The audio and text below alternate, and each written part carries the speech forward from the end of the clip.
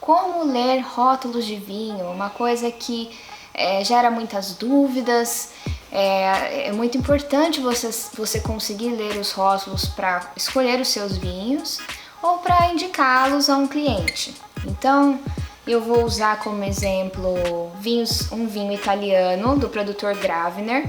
É um produtor referência em vinhos laranja de Venezia Giulia, de Ribolla Gialla, que é uma uva ali nativa dessa denominação. E eu quero conversar um pouco com vocês. Poxa, Thalita, o que é essas questões de indicação geográfica, denominação de origem, o que é isso? Na Itália, a primeira denominação de origem foi em 1966. O governo queria, na verdade, garantir a qualidade e a procedência dos vinhos italianos. Mas o que é isso? O que isso significa? Eu vou comprar esse vinho aqui de Venezia Giulia, do Gravner, de Ribolla Gialla, e eu sei o que esperar desse vinho. Esse vinho vai ter uma característica, uma tipicidade, enfim, uma série de coisas que vão garantir a origem.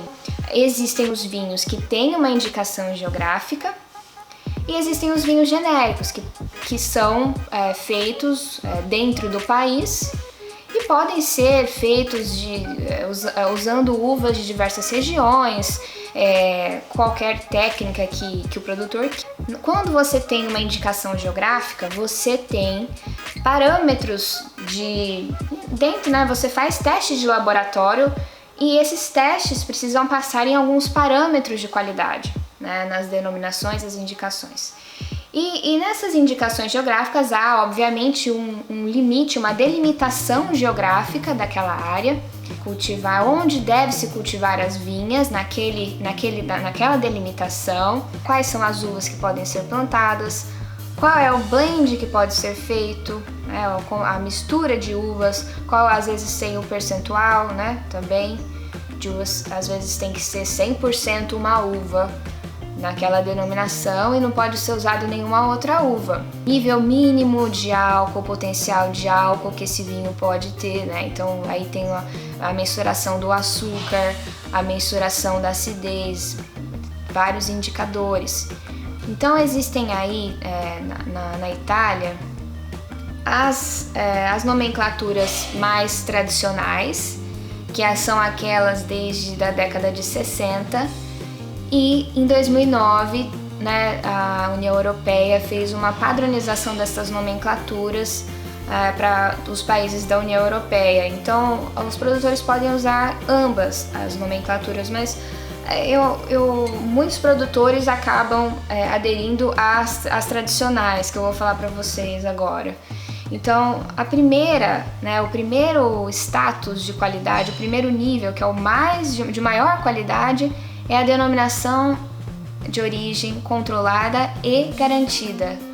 Então, nessa denominação, você tem uma pequena delimitação geográfica em que você tem regras muito restritas. Além disso, para o seu vinho poder ser uma DOCG, ele tem que ter sido um DOC por 10 anos na Itália.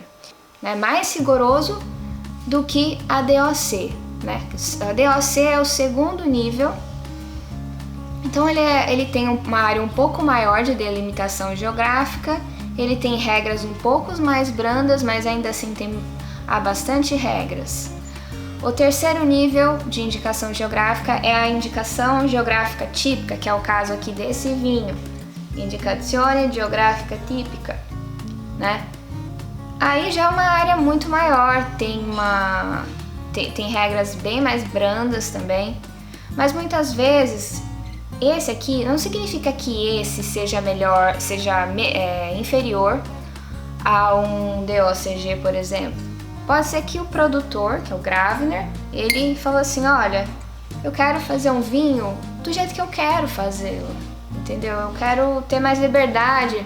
E não significa que esse vinho seja inferior a um DOCG. Isso é importante dizer. Conversar com vocês são as regrinhas de como que vem os rótulos, tá? Para vocês saberem.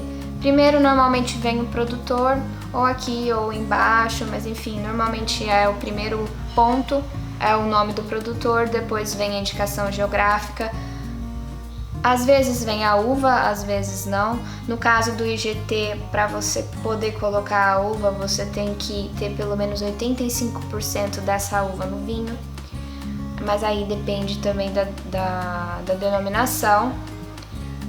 Você tem que colocar o ano, a não ser que seja um vinho espumante ou um vinho fortificado. Senão você tem que colocar o ano da colheita, né? Aí você tem que colocar onde ele foi engarrafado, e ele tem que ser engarrafado dentro da delimitação geográfica. Tem que colocar que o produto é italiano e colocar o lote, colocar o percentual de álcool, os ml e colocar um aviso que contém sulfito, tá? Porque o sulfito é como se fosse um conservante, todos os vinhos têm, até aqueles naturais, existe um pouco de sulfito naturalmente, então assim, normalmente se adiciona para conservar, para não ter nenhum problema de bactérias, enfim. Então é isso, pessoal, que eu queria falar com vocês hoje. Então existem esses níveis.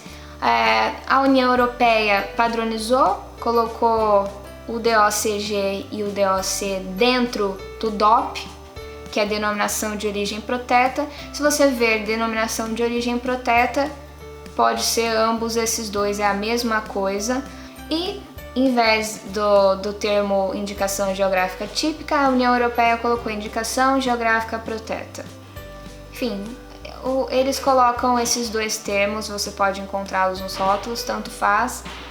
Ou vinhos genéricos, que aí não vai aparecer nenhuma indicação geográfica e pode aparecer o ano, pode aparecer o ano e a uva, e aí você só pode colocar algumas uvas, não são todas que você pode colocar, e também tem que ter no mínimo 85% daquela uva na garrafa para você indicar nos vinhos genéricos de qual uva é feito esse vinho. Então, é isso, pessoal.